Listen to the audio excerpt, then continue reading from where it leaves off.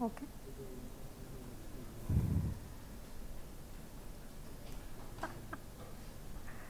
Okay.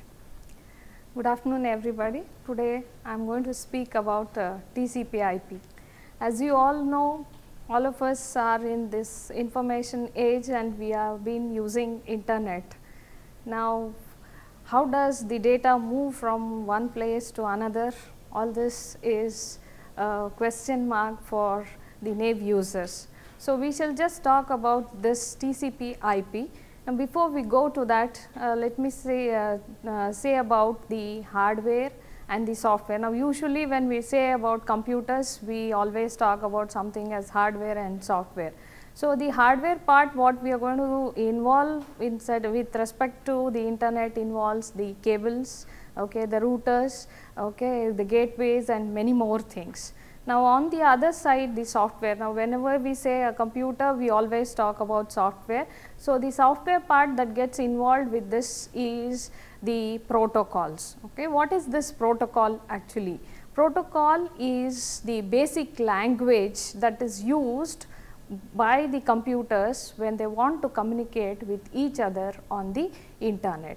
So, this language defines the set of rules that every user has to follow when they are on the internet, because internet comprises of many incompatible systems which are interconnected to each other.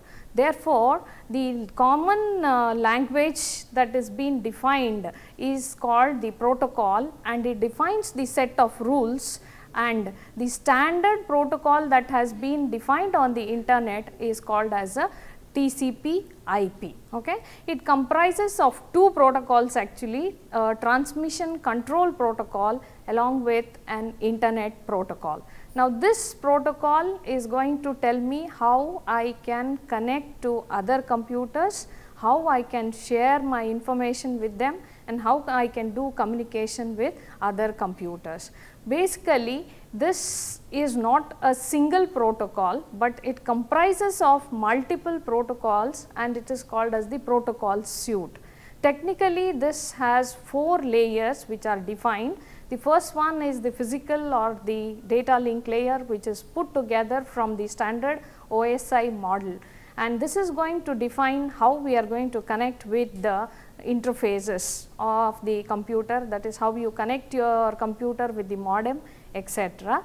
Okay. The next layer is your network layer, which comprises of the IP protocol, that is the internet protocol, which is the connectionless protocol, which defines how the system is identified on the internet through a common address, which is called as the IP address. And above that is the transport layer, which comprises of 2 protocols, which is your TCP, which stands for your transmission control protocol, which is providing the connection oriented services, and an IP, which is internet protocol, UDP, which is providing the connectionless services. Now, above that is the application layer, which comprises of many applications like your email facility, maybe your remote login or your file transfers, for which we have protocols defined like simple mail transfer, then your FTP for file transfer, then telnet for remote login, etc. So, all these protocols put together form your TCP/IP protocol suite, and each one has got definite functions which are being defined, and these functions help us to communicate with every system on the internet, even though they are all incompatible with different configurations. Still we are able to work as one unit, and because of which we have the internet established as a very big communication media throughout the world. Thank you.